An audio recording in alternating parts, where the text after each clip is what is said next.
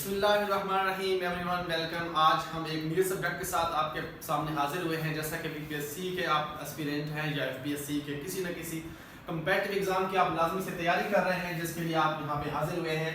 मैं आपके सामने हाजिर हूँ आज एक नया सब्जेक्ट लेकर। जैसा कि पाकिस्तान ज्योग्राफी और पाकिस्तान अफेयर को हमने कम्प्लीट जो है मुकम्मल किया है।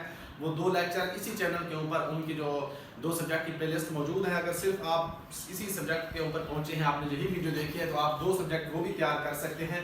और फ्री ऑफ कास्ट इस तरह का आपको वर्थी कंटेंट कहीं भी इस यूट्यूब के ऊपर नहीं मिलने वाला कि कंप्लीट सब्जेक्ट कोई प्लेलिस्ट आपके सामने पेश करे। ठीक है, तो हम शुरू करते हैं। अपना टाइम आपका बगैर ज़ाय किए, ठीक है, आपसे बस एक ही रिक्वेस्ट है कि आपसे मुझे फ्री के बदले में सिर्फ और सिर्फ एक लाइक चाहिए, जो आप कर दें, क्योंकि आप पहले से मुझे वो क्या कह सकते हैं यार, सब्सक्राइब तो कर चुके हैं। ठीक है, तो हम शुरू करते हैं अपना सब्जेक्ट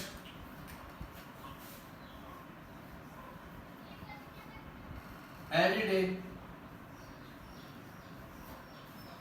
साइंस।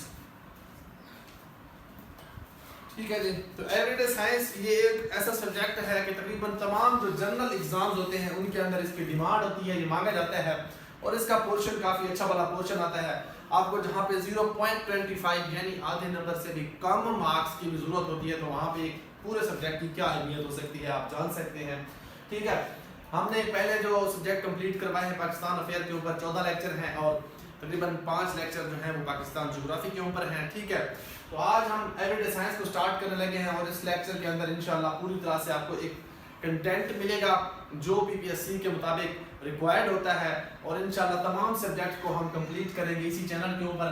आप अगर चाहते हैं कि तमाम वीडियोस मिलती रहें तो आप सब्सक्राइब कर सकते हैं, आपको इंशाल्लाह सही तरीके से यहाँ पे तैयारी करवाई जाएगी।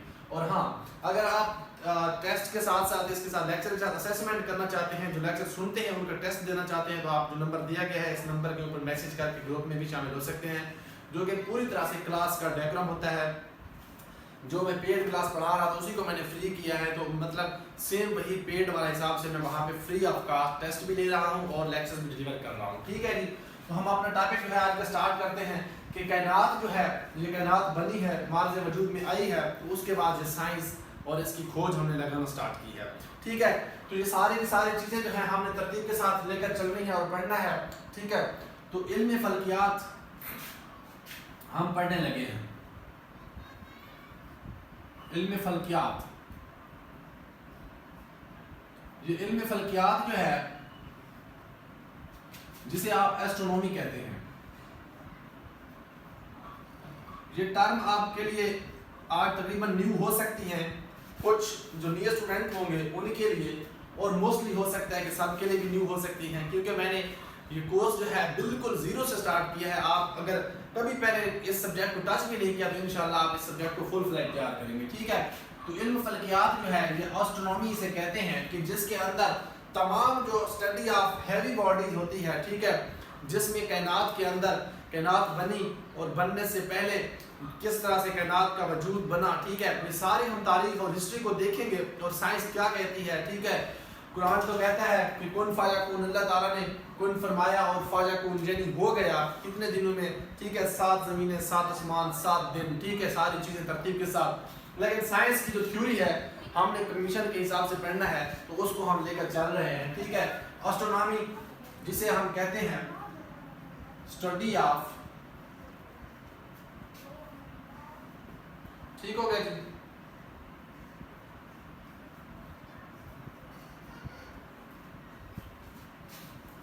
Heavy bodies in the universe. ठीक हो गया जी, study of heavy bodies in the universe. ठीक हो गया, तो ये हमारा एस्ट्रोनॉमी है। और इस एस्ट्रोनॉमी को किसी ने तो इजाद किया, ठीक है, तो उसको कहते हैं फादर ऑफ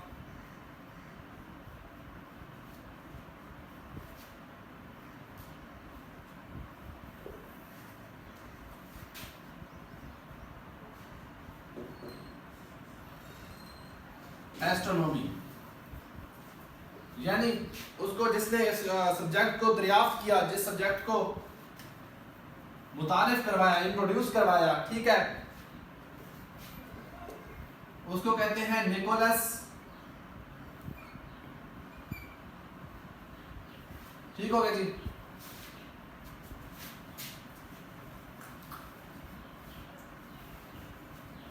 कोपरनिकस,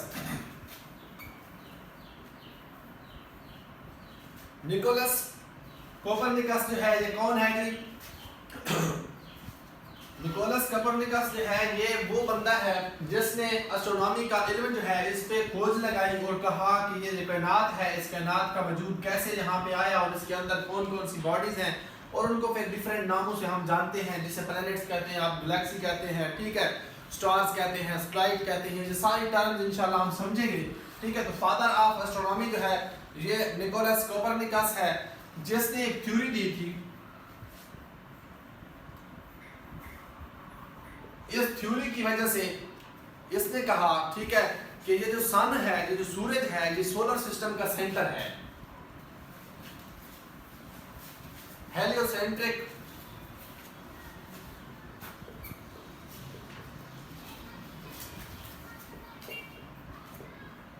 हेलियोसेंट्रिक, ठीक है, हेलियोसेंट्रिक थ्योरी। ये थ्योरी क्या कहती है? ये बेसिकली थ्योरी कहती है कि sun is the centre of solar system, ठीक है।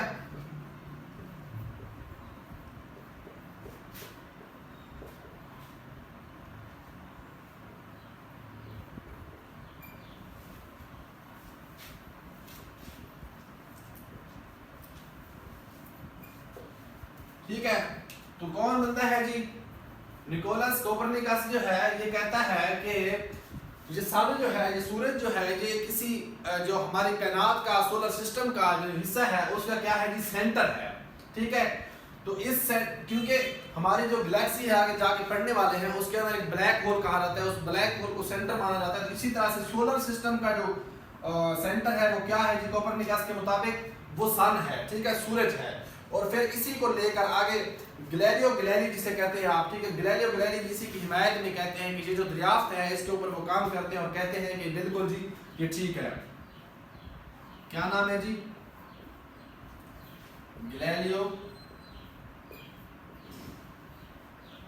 गैलीली। गैलीलियो गैलीली भी कहते हैं कि sun is the centre of solar system.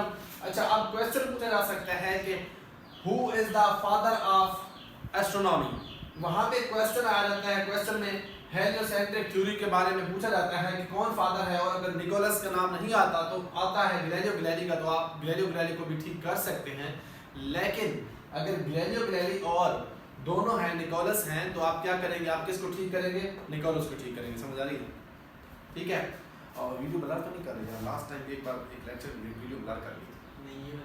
Okay, ठीक है, ठीक है। तो निकोलस कोपरनिकस अगर आता है और आपके सामने गैलीलियो गैलीली भी आते हैं तो आपने निकोलस को क्या देनी है? प्रायोरिटी देनी है, क्योंकि सबसे पहले इसने मुतारिफ करवाई ये थ्योरी, ठीक है, हेलियोसेंट्रिक, जिसके मुताबिक वो कहते हैं कि जो सेंटर है जमीन का, सन जो है ये सेंटर है सोलर सिस्टम का, ठीक है।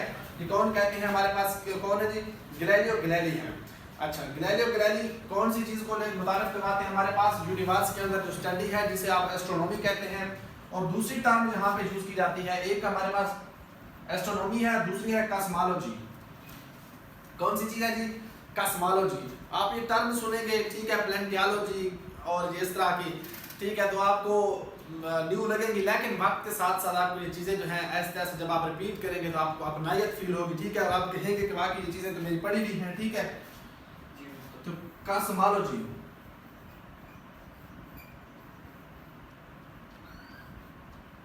स्टडी ऑफ यूनिवर्स,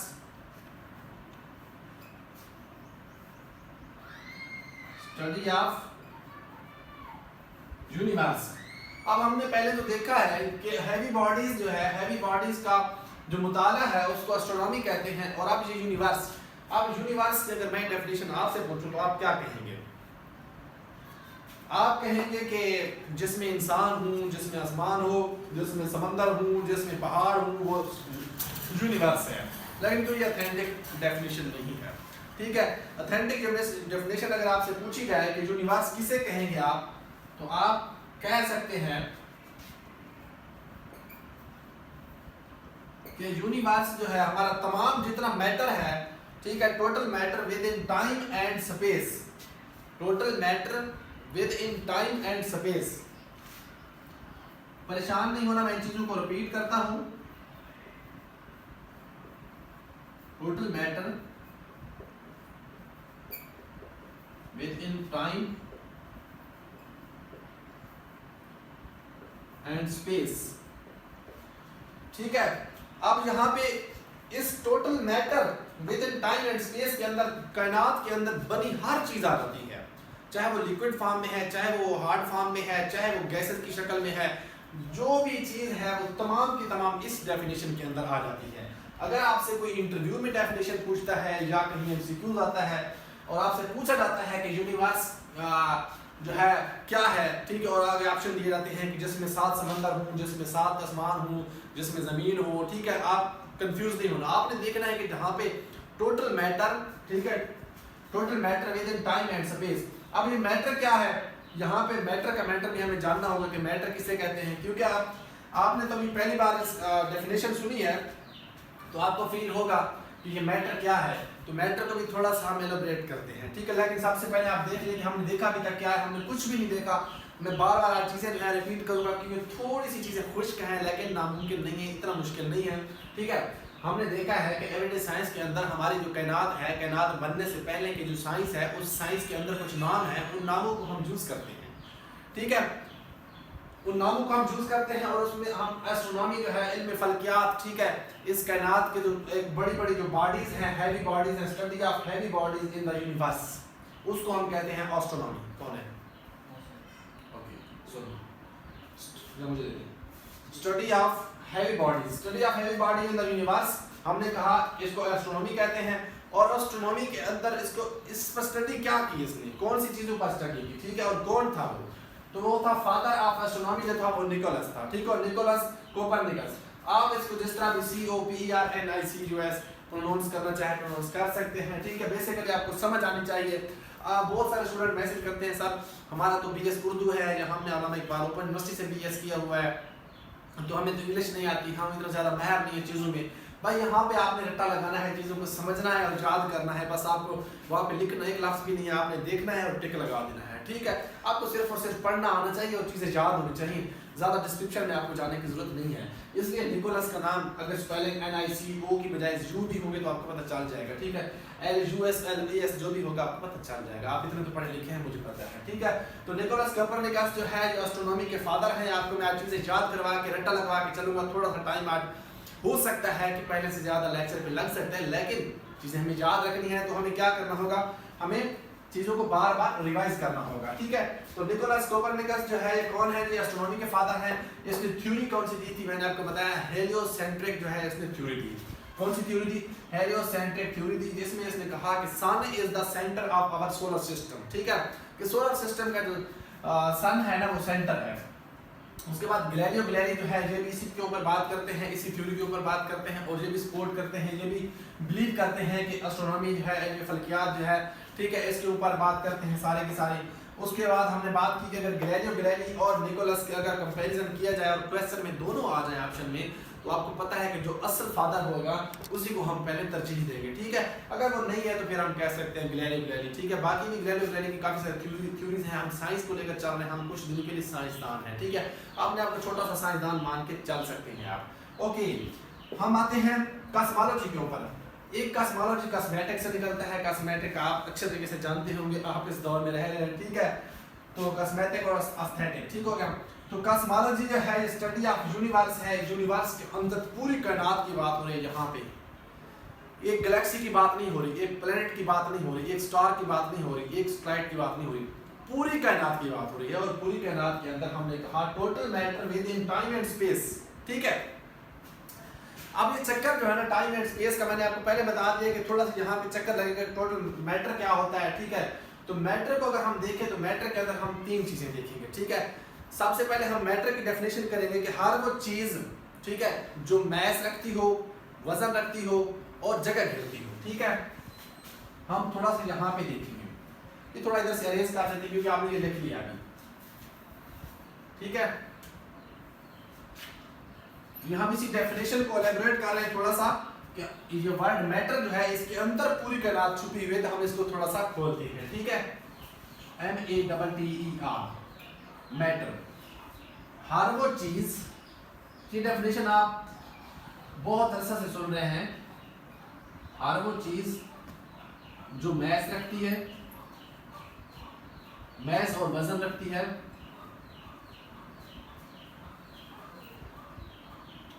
और जगह घेरती है, और जगह घेरती है। कमर ठीक है।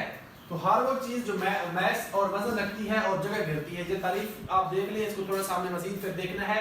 हर वो चीज जो मैस और वजन रखती है और जगह घेरती है, ठीक है।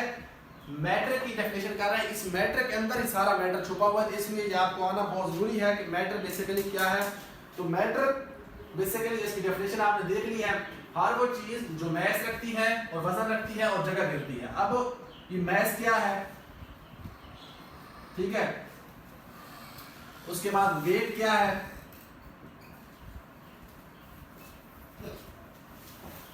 ठीक है, क्योंकि हमने मैस को भी देखा, मैस को भी देखना है, वेट को भी देखना है, ठीक है, दोनों चीजों को देखना है।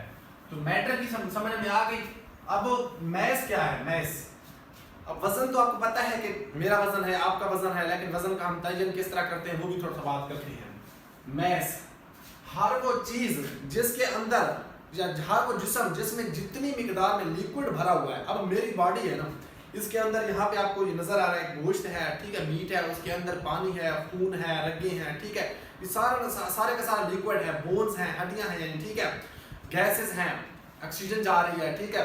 तो क्या है ये सारे का सारा कि किसी जिस्म में लिक्विड की टोटल मिकदार को हम मैस कहेंगे। किसी जिस्म में कुल मिकदार LIQUID, ठीक है, कि किसी जिस्म में कुल जो मिकदार होगी लिक्विड की उसको हम मैस कहेंगे, ठीक है। अब वजन जो है, वजन थोड़ी सी डिफरेंट चीज है। अब मेरा मैस तो है ही है, ठीक है। अब मैं यहाँ पे खड़ा हूँ, मेरा वजन कितना होगा, ठीक है। ये क्वेश्चन आया है यूपीएससी में, क्वेश्चन ये आया है कि स्पेस के अंदर, खला के अंदर किसी बॉडी का वजन कितना होगा, ठीक है। सपोज एक चीज है, उसका वजन जो है, या मेरा वजन जो है वो 80 kg है, ठीक है। मैं स्पेस में जाऊंगा तो मेरा वजन कितना होगा, या मैं जमीन के ऊपर जब खड़ा हुआ तो मेरा वजन कितना होगा, तो इसकी बात करते हैं। लेकिन वेट की डेफिनेशन जो है कि जिस फोर्स से जमीन आपको अपनी तरफ खींचती है, ठीक है, जिस फोर्स से जमीन किसी जिस्म को अपनी तरफ खींचती है,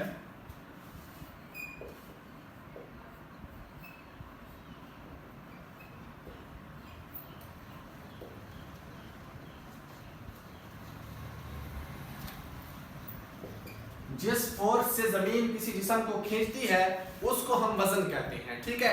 अब किसी बंदे का वजन जो है वो 80 kg है, ठीक है, आपको जमीन खींचेगी किस हिसाब से, ठीक है, आप समझ लें कि आप 80 के हिसाब से वो खींचेगी, 80 की फोर्स होगी, क्योंकि जमीन के अंदर ग्रेविटी है, ग्रेविटी की वजह से आपको जमीन अपनी तरफ खींचती है, ठीक है। तो अब क्वेश्चन मैंने बताया है कि पीपीएससी में क्वेश्चन पूछा गया है कि खला के अंदर क्वेश्चन कुछ ऐसे था कि किसी बॉडी का वजन अगर 200 kg है, ठीक है, तो स्पेस में उसका वजन कितना होगा और जमीन पर कितना होगा, ठीक है। तो हम थोड़ा सा ये देखते हैं, जो हमारी जमीन है, ठीक है, ये लैंड है, और ये लैंड से ऊपर कहीं ना कहीं ये हमारा कौन सा है, खला है, ठीक है जी, ये खला है। अब ये खला के इर्द गिर्द, जमीन के इर्द गिर्द मैंने एक लाइन लगा दी है कि इससे ऊपर अगर मैं निकल गया, इस दायरे से बाहर में चला गया, तो मेरा वजन क्या खत्म हो जाएगा। आप ये कंसेप्ट रखें कि आप एक चीज जो है, दायरा जो है, उससे बाहर निकल जाते हैं, ठीक है, तो आपका वजन कितना हो जाएगा, 0 हो जाएगा, ठीक है। तो अगर आप स्पेस में चले जाते हैं तो उस किसी भी बॉडी का वजन स्पेस में कितना होगा, 0 होगा। तो इस लाइन को क्या कहते हैं आप, KARMAN, कारमान लाइन, ठीक है, KARMAN, कारमान लाइन। तो कारमान लाइन वो लाइन है जहां पे जमीन की ग्रेविटी जो है खत्म हो जाती है, वहां से स्पेस खला शुरू हो जाता है, कारमान लाइन। ये क्वेश्चन की टर्म जो है छोटी छोटी है, आपने याद रखनी है, क्योंकि ये पीपीएससी तो आपको फंसाने के लिए पूछेगा, तो आपने फंसना नहीं है, क्योंकि आपने कहना है कि सर सादी ने हमें बताया था और हम अच्छे तरीके से इन चीजों को करके आए हुए हैं, ठीक है। यहाँ पे आपको पता है जो जमीन है ना, तो यहाँ पे तो आपको जो जमीन आपने तरफ खींचेगी, किसकी वजह से, ग्रेविटी, ग्रेविटी, ग्रेविटी, ठीक है, ग्रेविटी। तो जमीन ग्रेविटी की वजह से आपको अपनी तरफ खींचेगी, लेकिन आपने क्या होना है, खींचना नहीं है, क्योंकि आप कहाँ चले जाएंगे, आप यहाँ से ऊपर जैसे ही बाहर चले जाएंगे, यहाँ से आप कहाँ पे पहुंच जाएंगे, स्पेस में। स्पेस में आपका वजन कितना हो जाएगा, 0 हो जाएगा। अब सवाल में दो रुख थे, एक तो यह था कि स्पेस में वजन कितना होगा, और दूसरा जमीन के ऊपर। जब आप ग्रेविटी के साथ जमीन पे आ जाते हैं, यहाँ पे आप खड़े हो गए, ठीक है, अब आपका वजन कितना है, अब भी आपका वजन 0 है। अब मैं जमीन के ऊपर खड़ा हूँ, बेशक मेरा ज़ाहिरी वजन कितना है, 80 kg है, लेकिन जमीन अब मुझे खींचेगी तो और किधर खींचेगी, मैं जमीन के ऊपर खड़े हो गया हूँ, मैं यहाँ पे स्टिल खड़ा हूँ, मौजूद हूँ, तो मेरा वजन कितना है, अब 0 है, ठीक है। तो जमीन के ऊपर और खला में जो वजन की कैफियत होगी वो आपकी कितनी होगी, 0 होगी। आप इस टर्म को थोड़ा सा समझे, कोई मुश्किल चीज़ नहीं है। आप जमीन से थोड़ा ऊपर थे, आपके नीचे से वो फट्टा जो भी चीज़ है, जहाज है, ठीक है, आप उससे थोड़ा साइड पे हुआ, आप जमीन के ऊपर धड़ाम करके गिरे थे, ग्रेविटी थी, जमीन ने फोर्स के जरिए खींचा आपको, ठीक है। वजन की डेफिनेशन में बताया कि जिस फोर्स से जमीन किसी जिस्म को अपनी तरफ खींचती है, हम उसको वेट कहते हैं, वजन कहते हैं। तो यहाँ पे जब आप जमीन के ऊपर आ गए, उसके बाद जमीन ने आपको खींचना नहीं है, ठीक है, आप खड़े हैं वहां पे, बैठे हैं आप, तो वहां पे जमीन के ऊपर भी वजन कितना होगा, तब भी 0 होगा। स्पेस में भी वजन आपका कितना होगा, कोई भी बॉडी होगी उसका वजन 0 होगा, और जमीन के ऊपर भी 0 होगा। आपको समझ आ गई है कि ये एक जमीन से ऊपर एक लाइन है जहाँ पे खला है, जहाँ पे आप खला कह सकते हैं, खला में हमने सैटेलाइट भेजा है, ये हो जाए वो भेजा है, ठीक है। तो जो सुनते हैं आप खला, तो खला जहाँ से स्टार्ट होता है, जैसे हमारी बाउंड्रीज होती हैं, ठीक है, तो उस बाउंड्री को, जो जमीन की बाउंड्री जहाँ तक ग्रेविटी जो है काम करती है, ग्रेविटेशनल फोर्स है, वो लाइन कारमान लाइन है, ठीक है, ठीक हो गया, कारमान लाइन है। तो यहाँ तक आपको कोई मसला नहीं होगा इंशाल्लाह। मैंने बताया था, अब आप जहाँ से थोड़ा सा देखें, इस मैस वेट के अंदर कौन कौन सी चीज़ें आती हैं, आपके पास गैसेस भी आ जाती हैं, ठीक है। गैसेस क्यों आती हैं, क्योंकि गैसेस भी कहीं ना कहीं उनके, अगर किसी गुब्बारे के अंदर बंद कर दें तो उसकी डेंसिटी होगी ना, 1 सेंटीमीटर के अंदर इतनी गैस आई है, ठीक है। तो जो गैस होगी, गैस भी अपना जो है वो रखती है, ठीक है। तो हमारे पास 3 गैसेस जिनका जिक्र हम करते हैं आपको समझाने के लिए, क्योंकि हमारा जो इसका हिस्सा है किसी न किसी तरह से आप कह सकते हैं कोर्स का। सबसे पहले हाइड्रोजन, जिसे आप H2 कहते हैं, ठीक हो गया जी। उसके बाद हीलियम, जिसे आप He कहते हैं। उसके बाद ऑक्सीजन, जिसे आप if I am not wrong तो O2 कहते हैं, आई थिंक, ठीक है। H2O वाटर होता है, O2 ऑक्सीजन होता है, हाँ ठीक है। और अगर आप किसी साइंस सब्जेक्ट के स्पेशलिस्ट पढ़ के आए हुए हैं, जैसे कि मैं आपको बता रहा हूँ कि मैं एवरीडे साइंस या जनरल साइंस के अंदर BS की हुई है, आपने BS की हुई है, आप मास्टर इन साइंस हैं किसी भी सब्जेक्ट में, और अगर मेरी गलती होती है, क्योंकि मल्टीपल सब्जेक्ट इसके सब जो स्टूडेंट देख रहे होते हैं, और अगर आपने इसमें मास्टर कर रखा है, MPhil कर रखा है, PhD कर रखा है, तो आप मेरे से ज़ाहिर बात है बहुत ज़्यादा काबिल और माहिर होंगे, तो आपने लाजमी करेक्शन करनी है और कमेंट करना है।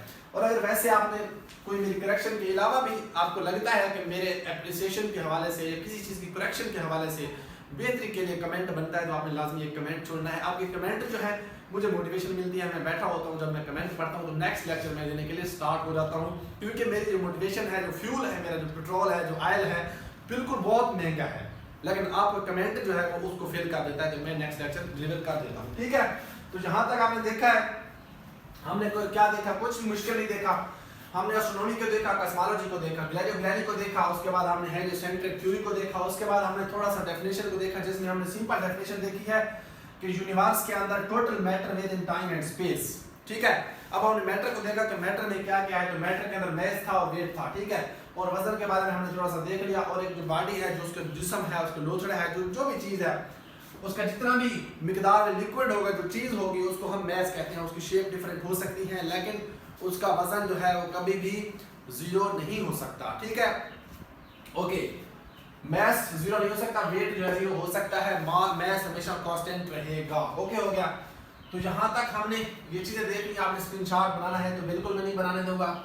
ओके, हम आगे चलते हैं थोड़ा सा। टाइम कितना हुआ भाई?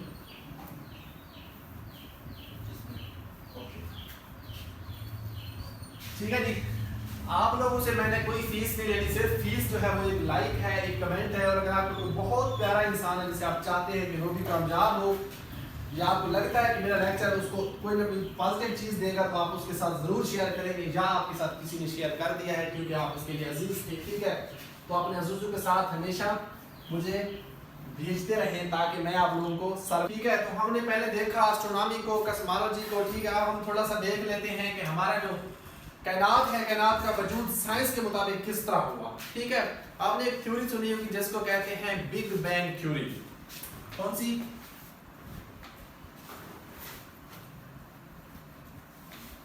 Big bang theory.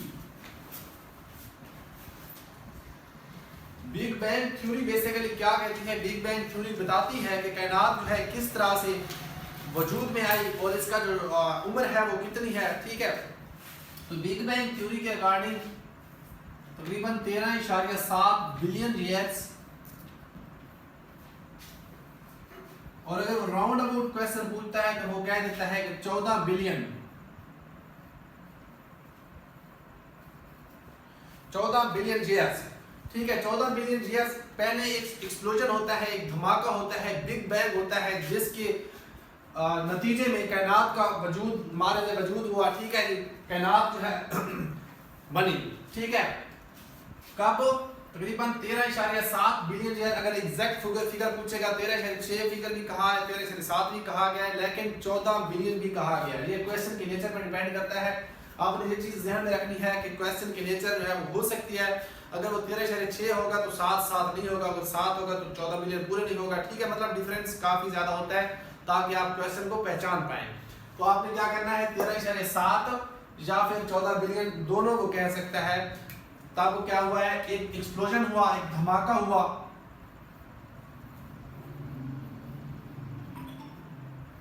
जिसके नतीजे में कायनात जो है, ये यूनिवर्स जो है, जो तकरीबन 200 बिलियन गैलेक्सीज के ऊपर मौजूद मुश्तमिल जो कायनात जो है वजूद में आई। 200 बिलियन, ठीक है। मैं 200 बिलियन की बात कर रहा हूँ, 200 मिलियन की नहीं। और 200 बिलियन से लेकर 200 ट्रिलियन की बात, सॉरी 2 ट्रिलियन की बात है कि 200 बिलियन से लेकर 2 ट्रिलियन तक के जो नंबर हैं, जो फिगर हैं, वो शो करते हैं साइंसदान, क्योंकि इस तरह की जो एक तहकीक होती है वो सिर्फ राउंड अबाउट की फिगर्स में होती है। तो 200 बिलियन गैलेक्सीज इस एक्सप्लोजन के नतीजे में मार्ज वजूद में आई, ठीक है। और उस फिर गैलेक्सीज के अंदर, हर गैलेक्सी के अंदर डिफरेंट स्टार्स हैं, प्लैनेट्स हैं, वो हम तरतीब के साथ ऐसा ऐसा आराम से चीजें देख रहे हैं। हमने अभी तक क्या देखा? हमने देखा कि बिग बैंग थ्योरी हुई, उस बिग बैंग थ्योरी को पेश किया गया कि कायनात जो है वो कब बनी, तो वो तकरीबन 13.7 बिलियन साल पहले बनी। कैसे? एक एक्सप्लोजन होता है, एक टिनी बाल होती है, एक छोटी सी बाल होती है जो इनडेफिनेट डेंसिटी और टेम्परेचर, इनडेफिनेट डेंसिटी यानी जितनी आप सोच सकते हैं उतनी डेंसिटी है उसके अंदर, उतना टेम्परेचर है उसके अंदर। और वो जब धमाका होता है, जब वो बाल फटती है, तो उसके नतीजे में हमें क्या मिलता है? हमें डिफरेंट शेप्स में एनर्जी मिलती है, हमें डिफरेंट क्या मिलते हैं? कायनात के टुकड़े, जिसमें एक्सपेंशन कहते हैं, जिसे कि क्या होता है, कायनात का आज भी एक्सपेंशन हो रहा है। आज भी साइंसदान कहते हैं, ये प्रूव है, एक चीज है, उस टर्म को यूज करते हैं रेड शिफ्ट्स। रेड शिफ्ट्स के जरिए बताते हैं कि कायनात आज भी फैल रही है। जैसे कि आप एक गुब्बारे को देखें, गुब्बारे के ऊपर अगर आप डॉट्स लगाएं और फिर उसके अंदर आप हवा को भरें, तो हर डॉट जो है एक से दूसरे के अंदर उसमें फासला बढ़ता जाएगा। यानी था तो वही गुब्बारा, लेकिन जब उसके अंदर हवा भरी गई तो उसके अंदर क्या हुआ? एक्सपेंशन हुआ, बढ़ोतरी हुई। इसी तरह से कायनात आज भी क्या हो रही है? बढ़ रही है, फैल रही है, इस धमाके की वजह से, इस एक्सप्लोजन की वजह से। ठीक हो गया। बेसिकली ये क्या होता है? अ टिनी बाल, ठीक है। इस बाल का क्या होता है? धमाका होता है, और इस धमाके की शेप में फिर हमारे पास पूरी की पूरी ये जो है यूनिवर्स जो है ये बनती है। इसके अंदर क्या बनती है?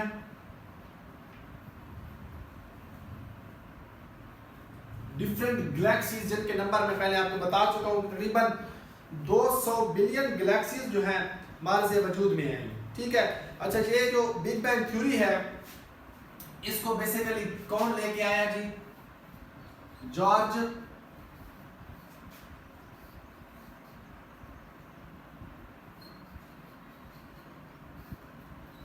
जॉर्ज लीमैर जो है इस थ्योरी का कंसेप्ट देते हैं कि कोई बिग बैंग थ्योरी वो नाम यूज नहीं करते। वो कहते हैं कि कुछ अर्सा पहले, जैसे कि कुछ सदियां यानी कुछ बिलियन साल पहले जो है एक कोई धमाका हुआ है, जिसकी नतीजे में हमें ये कायनात मिली है, जिसके नतीजे में हमें गैलेक्सीज मिली है, जो हमें सारे का सारा सिस्टम मिला है, लेकिन उसका वो नाम यूज नहीं करते। वो कहते हैं कि कंसेप्ट देते हैं सिर्फ कौन, जॉर्ज लीमैर, जिसे आप लिमैत्रे पढ़ते हैं, हम पाकिस्तानी अपनी प्रोनाउंसिएशन में, और मैं भी पढ़ता था पहले। मैंने एक लेक्चर में जॉर्ज लीमैत्रे कहा था, तो किसी ने मुझे मैसेज कमेंट किया था कि सर ये लीमैर भी कह सकते हैं आप, उसने उर्दू में लिख के बताया था। मैंने कहा थैंक यू। तो आप लोगों ने क्या करना है, जिसको जो बेहतर लगता है बेसिकली समझ आनी चाहिए आपको, ठीक है। तो जॉर्ज लीमैर ने ये क्या किया था, कंसेप्ट दिया था। ये कंसेप्ट दिया था कि कोई धमाका हुआ था जिसकी वजह से ये कायनात जो है वजूद में आई। उसके बाद टर्म जो है बिग बैंग, टर्म या लफ्ज, ये किसने यूज किया था, फ्रेड हायल जो है, फ्रेड हायल ने ये लफ्ज यूज किया था, ये टर्म यूज की थी कि बिग बैंग थ्योरी, जिसको बिग बैंग थ्योरी कहा गया फिर, कि बिग बैंग हुआ था, एक बहुत बड़ा धमाका हुआ था, एक एक्सप्लोजन हुआ था, जिसको उसने इसी का हवाला देते हुए जॉर्ज लीमैर का, कि जॉर्ज लीमैर ने जो कहा है वो वाकई एक बिग बैंग थ्योरी, ठीक है। और उस बिग बैंग के नतीजे में ये कायनात जो है मार्ज़ वजूद में आई थी, ठीक हो गया। इसके बाद बहुत सारे साइंसदान थे, जिसमें स्टीफन हॉकिंग जो है, जिसका जिक्र मिलता है कि उसका नाम जो है, क्योंकि उसने एक बुक लिखी थी, a brief history of time, ठीक है। कौन, स्टीफन हॉकिंग। ये बेसिकली ये बिलीव करता है, ये कहता है, कुछ साइंसदान थे जो इन थ्योरीज पे ट्रस्ट नहीं करते थे, बिलीव नहीं करते थे, लेकिन स्टीफन हॉकिंग जो है ये फिर से आते हैं और ये कहते हैं कि ये जो बिग बैंग थ्योरी है, ये जो कायनात का वजूद है, बिल्कुल इसी तरह से आया है। उसने भी उस पर रिसर्च की और उसकी एक बुक है a brief history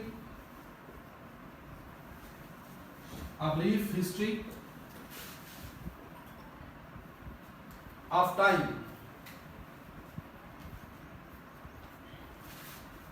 a brief history of time, जिसमें ये चीज क्या करते हैं, ये बिलीव करते हैं, ये कहते हैं कि मुझे इस चीज का अंदर यकीन है कि वाकई कायनात जो है इसी एक्सप्लोजन की वजह से, इसके नतीजे की वजह से क्या हुई थी, मार्ज़ वजूद में आई थी।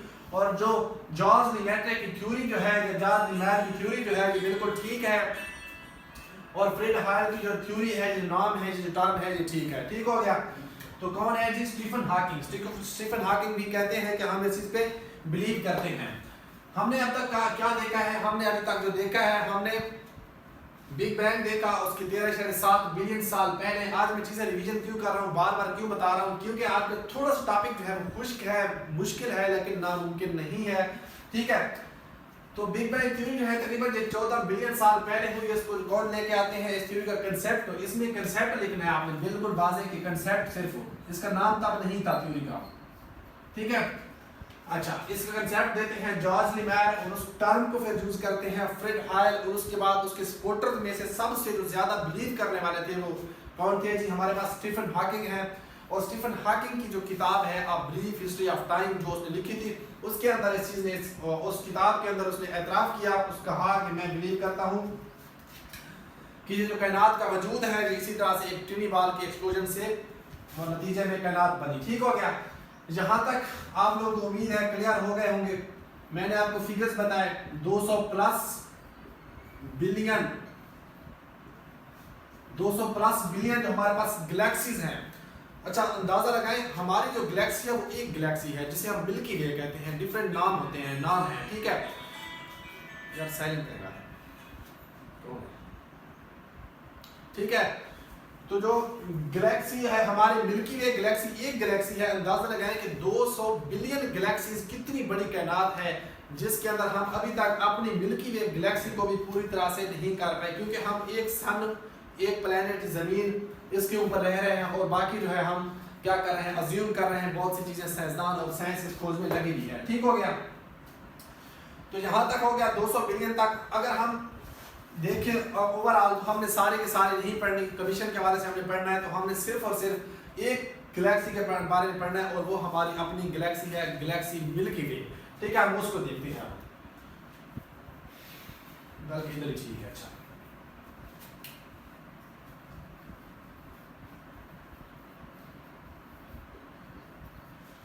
अब मिल्की वे गैलेक्सी जो है यहाँ पे इन गैलेक्सीज में से कहाँ पे है, ठीक हो गया। अब ये इतनी ज्यादा गैलेक्सीज हैं, इनमें से एक 36 गैलेक्सीज का ग्रुप है, उसको कहते हैं लोकल ग्रुप ऑफ गैलेक्सीज। ये मिल्की वे कहाँ पे एग्जिस्ट करती है, लोकल ग्रुप ऑफ गैलेक्सीज, ठीक हो गया। यानी ये जो 36 जहां पे इकट्ठी है ना, ये वाली, ठीक हो गया, इनके अंदर हमारी गैलेक्सी मौजूद है, ठीक है। उसको हम क्या कहते हैं जी, मिल्की वे कहते हैं। इतनी है टोटल है 36। अच्छा, इस इन टोटल जो 200 बिलियन है, 200 बिलियन के अंदर हमारी कहाँ पे है 36 का एक ग्रुप है, उस ग्रुप के अंदर हमारी मिल्की वे गैलेक्सी मौजूद है, ठीक है। और इन टोटल जो 200 बिलियन प्लस गैलेक्सीज हैं, इनमें से जो सबसे बड़ी गैलेक्सी है उसका नाम है लार्जेस्ट, कह सकते हैं आप, लार्जेस्ट गैलेक्सी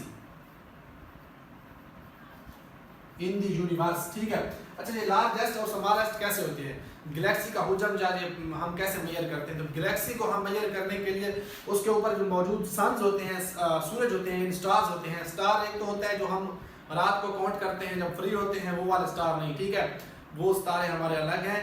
ये स्टार जो हम कहते हैं, इस टर्म में सन को कहते हैं, सूरज को कहते हैं। और एक बात आप ये नोट करें कि कोई भी गैलेक्सी होगी, अगर उसमें सन नहीं है, स्टार नहीं है, वो गैलेक्सी नहीं होगी, ठीक है। एक प्रोमिनेंट फिगर है, प्रोमिनेंट चीज है, ठीक है, कि हर गैलेक्सी के अंदर, क्योंकि कुछ चीजें ऐसी होती हैं कि उसमें वो चीज का होना, उस अंसर का होना लाजमी होता है। तो गैलेक्सी के अंदर जब तक सन नहीं होगा वो गैलेक्सी नहीं कहलाएगी, ठीक हो गया। और कोई भी गैलेक्सी सन के अलावा नहीं है। अगर हम अपनी गैलेक्सी की बात कर रहे थे तो हमारे पास भी सन है जिसका नाम हमने सन रखा हुआ है। इसी तरह से प्रोक्सिमा जो है हमारी जो एक ट्विन कह सकते हैं कि हमारे सन के जो नेबर है, पड़ोसी है, एक और सन है जिसका नाम और है, ठीक है। तो हमने अपने स्टार का नाम क्या रखा हुआ है, सन रखा हुआ है, ठीक है। तो जो उसका जो दुनिया में सबसे बड़ी गैलेक्सी है अल्क्योनियस, ठीक है, अल्क्योनियस जो है ये सबसे बड़ी गैलेक्सी है जो इन 200 बिलियन प्लस में मौजूद है, ठीक है। और ये आजकल की फिगर में अल्क्योनियस आ रही है, जो पहले थी वो थी IC 1101 जो अब तक पास पेपर में पूछी गई है, ठीक है। आपने दोनों ध्यान में रखनी है, अल्क्योनियस भी, ठीक है, और IC 1101 वो भी मैं लिख देता हूँ। आपने क्वेश्चन के नेचर को देखना है कि क्वेश्चन किस नेचर का है। आजकल जो एग्जैक्ट फिगर या कह सकते हैं नाम जो आ रहा है, गूगल के ऊपर भी आप सर्च करेंगे, जो साइंसदान भी जैसे तहकीक कर रहे हैं, ठीक है, क्योंकि सारी चीजें ये अजम्पशन बेस होती हैं, कोई चीज एग्जैक्ट फिगर जो तब्दील होते रहते हैं, ठीक है।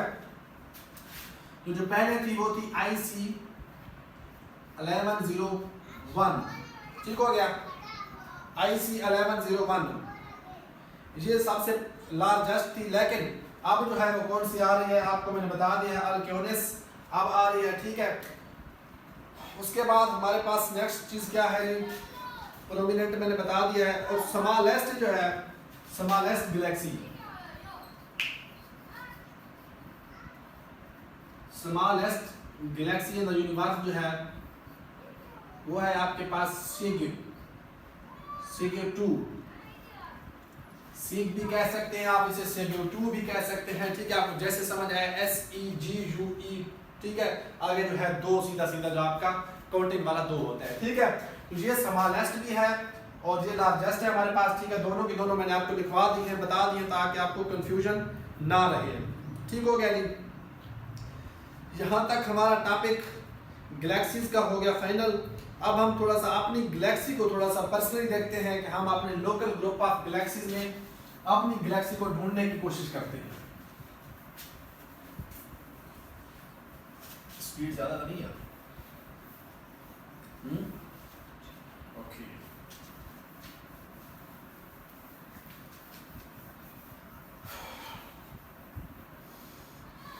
अच्छा, गैलेक्सी, जैसे मैंने आपको बताया कि गैलेक्सी जो है एक प्रोमिनेंट उसके अंदर थिंग होती है, और प्रोमिनेंट थिंग कौन सी है, वो है स्टार। मैं स्टार ही कहूंगा क्योंकि मैं इस वक्त एज अ साइंस टीचर पढ़ा रहा हूँ तो आपको ये टर्म बार बार समझनी पड़ेगी। मैं सन नहीं कहूँगा, मैं स्टार कहूँगा, ठीक है। तो क्या चीज़ है जी, प्रोमिनेंट थिंग जो है वो है स्टार। कि कोई भी गैलेक्सी होगी उसमें एक चीज प्रोमिनेंट होगी, उसमें स्टार होगा, उसमें सूरज होगा, ठीक हो गया। अब इसकी शेप जो है वो कैसे होगी। अच्छा, पहले मैंने एक क्वेश्चन जब मैं पहले पढ़ा रहा था तो छोड़ गया हूं मैं कि ये जो गैसेज होगी, क्या कहते हैं, हमारी एनर्जी होगी, एनर्जी की डिफरेंट शेप्स होती हैं, ठीक है। एनर्जी की डिफरेंट शेप्स होती हैं। इसी एनर्जी की वजह से हमारा क्या हुआ है कि हमारे जो गैलेक्सीज बनी है फिर उनकी डिफरेंट शेप्स हैं। उसमें हमारे पास गैलेक्सीज की शेप्स में हमारे पास इरेगुलर है, ठीक हो गया, इलेक्ट्रिकल है,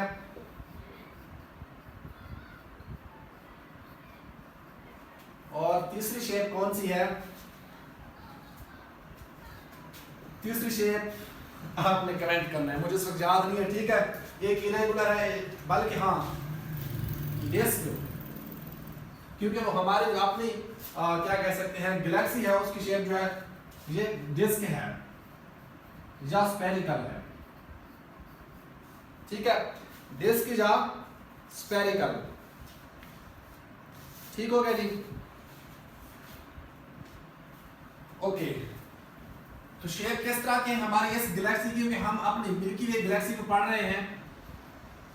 मैं अपनी तो इस तरह कह रहा हूँ जैसे ये मेरी अपनी मलकियत में है, लेकिन आप इसमें रह रहे हैं, मैं इसमें रह रहा हूँ, तो ये हमारी अपनी है, ठीक है। मिल्की वे गैलेक्सी, तो इसकी शेप जो है वो डिस्क शेप है, ठीक है। डिस्क शेप किस तरह की,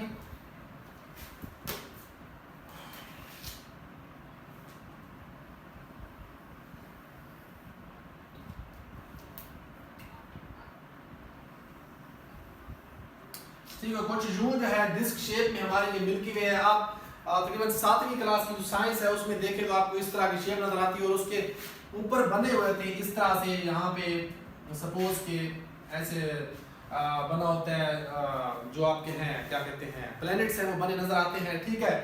तो इसी तरह से ये हमारा जो है ना, क्योंकि हम अभी तक अपने सोलर सिस्टम में नहीं पहुंचे, सोलर सिस्टम में हम बाद में जाएंगे, अभी हम थोड़ा सा गैलेक्सी के अंदर है। तो ये गैलेक्सी के ऊपर जो है ना, ये प्रोमिनेंट जो थिंग है वो है, प्रोमिनेंट थिंग मैंने आपको बता दी वो क्या है, सन है, सूरज है, स्टार है, ठीक है। तो इस स्टार और गैलेक्सी का आपस में क्या क्या कनेक्शन है, क्या क्या क्वेश्चन बनते हैं, हम इनको देख रहे हैं, ठीक है। ये जो चीज है ना गैलेक्सी के अंदर, हर गैलेक्सी में एक चीज होगी, उसको आप कहेंगे ब्लैक होल। क्या कहेंगे, ब्लैक होल, यहां पे लिख लेते हैं, ठीक है। और ब्लैक होल उसका सेंटर माना जाएगा, ठीक है। ये अज्यूम करते हैं सारे साइंसदान के जो ब्लैक होल है वो किसी भी गैलेक्सी का सेंटर होता है, लेकिन आइंस्टाइन जो है वो इसकी मुखालफत करते हैं इस थ्योरी की, कि मैं इस थ्योरी के हक में नहीं हूं कि ब्लैक होल जो है वो कोई एग्जिस्ट करता है या इसका सेंटर है, ठीक है। लेकिन हम ज्यादातर जो साइंसदान कहते हैं, हमने उनकी बात पे अमल करते हुए इस चीज को मानना है कि वाकई ब्लैक होल एग्जिस्ट करता है और ये सेंटर ऑफ गैलेक्सी है, ठीक है।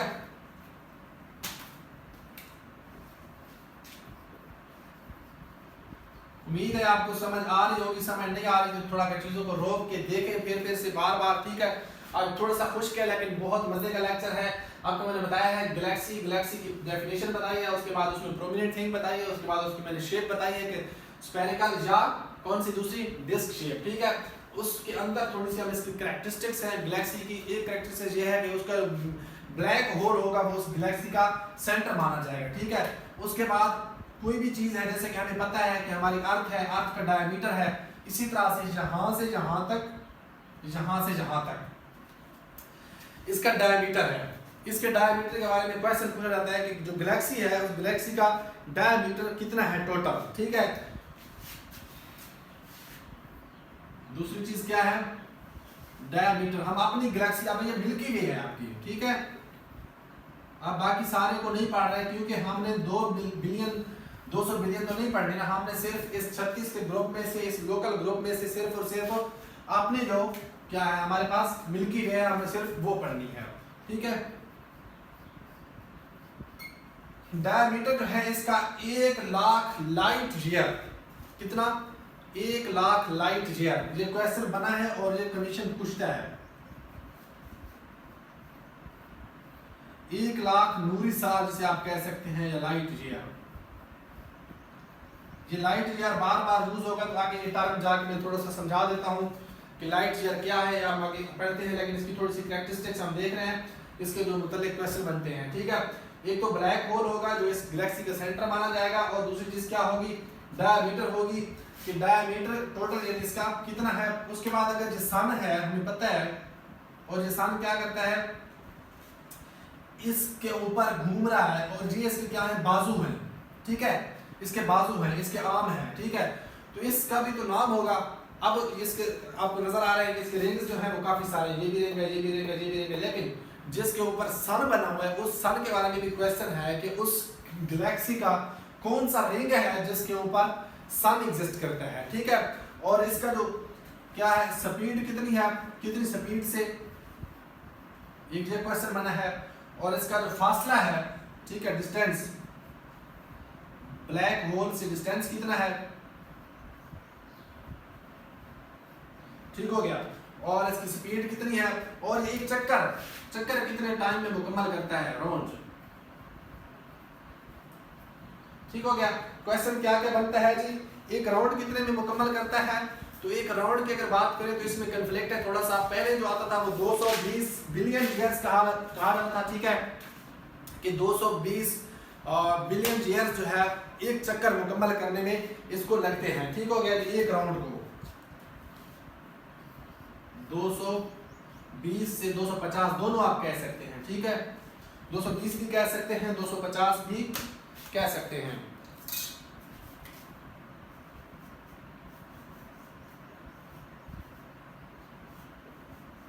Million year. ठीक है, 220 से 250 मिलियन ईयर जो है एक चक्कर को मुकम्मल करने में टाइम लगता है जो इसका। ठीक हो गया, उसके बाद जो इसकी स्पीड है, यानी जिस स्पीड के साथ ये एक चक्कर अपना मुकम्मल करेगा, ठीक है, वो स्पीड कितनी है, तो 220 किलोमीटर पर सेकंड। ठीक है, यानी आप ऐसे आंख पलक झपकती है और वो 220 किलोमीटर करते हैं सूरज। ठीक है, किसके गिर्द, हम गैलेक्सी की बात कर रहे हैं, हम ना हम अपने प्लेनेट में पहुंचे हैं, ना हम सोलर सिस्टम में पहुंचे हैं, अभी हम थोड़ा सा सोलर सिस्टम से पीछे हैं। ठीक है, कहाँ पे हम, गैलेक्सी में हैं।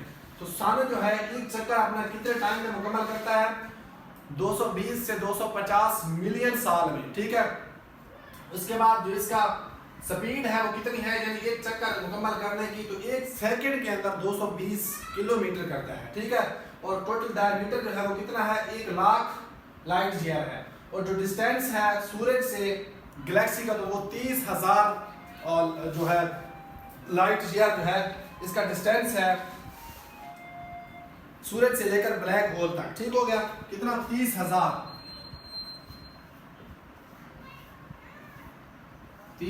Light year.